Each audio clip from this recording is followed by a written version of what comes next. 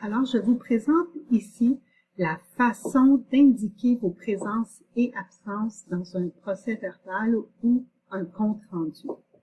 Comme c'est spécifié dans votre livre, vous pouvez le faire sous forme de tableau. Vous devez enlever les bordures, bien évidemment. Le tableau, ce qu'il vous permet de faire, c'est de prendre une colonne toute petite pour inscrire Madame au pluriel, de mettre les noms des dames en ordre alphabétique de nom de famille, d'avoir une colonne aussi pour les messieurs et d'inscrire messieurs dans leur section. Vous pouvez aussi mettre les absences et les invités. Donc, en sélectionnant votre tableau, vous allez dans les bordures, bordure et trame, et puis vous mettez aucune bordure, donc ça va vous donner un visuel comme ceci. Il y a une autre façon également de présenter les présences lors d'une réunion dans un procès-verbal ou un compte-rendu, et c'est sous format de colonne. Je vais vous montrer la démonstration à l'instant. Alors, tout d'abord, vous voyez que j'ai écrit ici les noms des présences. J'ai mélangé Madame et Monsieur en ordre alphabétique. Par la suite, j'ai mis mes absences et j'ai mis les invités.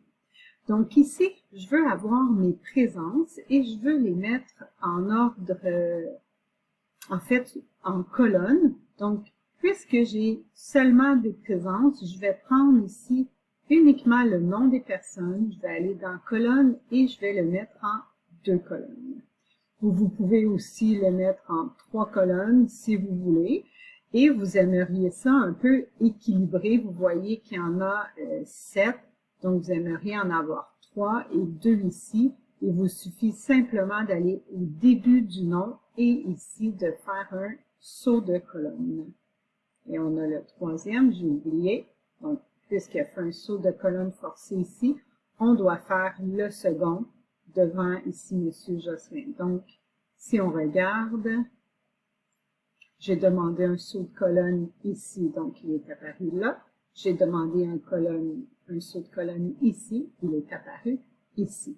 Maintenant, vous venez simplement supprimer les petits retours pour avoir l'absence. Donc, vous pouvez mettre ça de cette façon-là. Si vous voulez mettre après ça les absences et les invités en colonne, donc on fait la même chose. On pourrait y aller même en 2 colonnes pourrait être suffisant.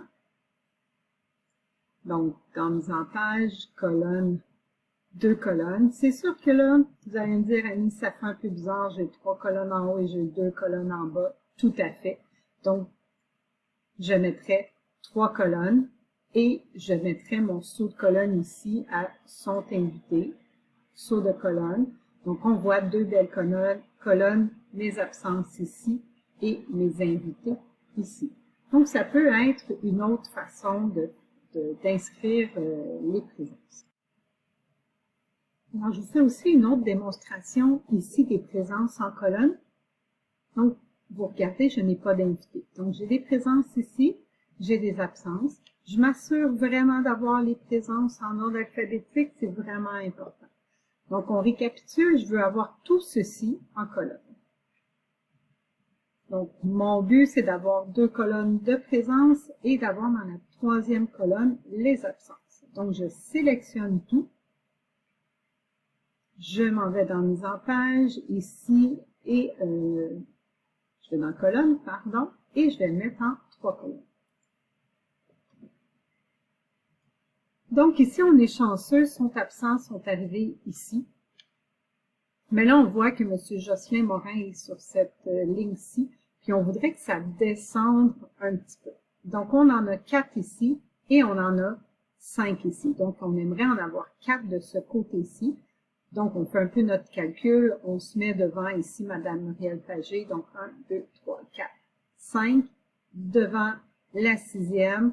Et on va faire ici un saut de colonne. Pour pouvoir le descendre, simplement faire 2 retours. Et maintenant, les absents, même chose, on va venir faire un saut de colonne et vous voyez que c'est sur la même ligne, là, visuellement, c'est là.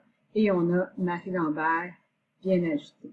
Ce que ça nous permet aussi de mettre en colonne, si vous voulez rajouter une personne, donc vous voulez rajouter Annie Raymond. Donc vous vous mettez après Lise Perrault ici, vous faites simplement un retour et vous ajoutez Annie Raymond. Donc c'est facile de venir mettre l'ordre alphabétique.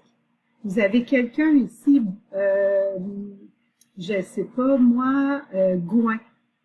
Donc ici on a Monsieur Gouin, Monsieur Philippe Gouin.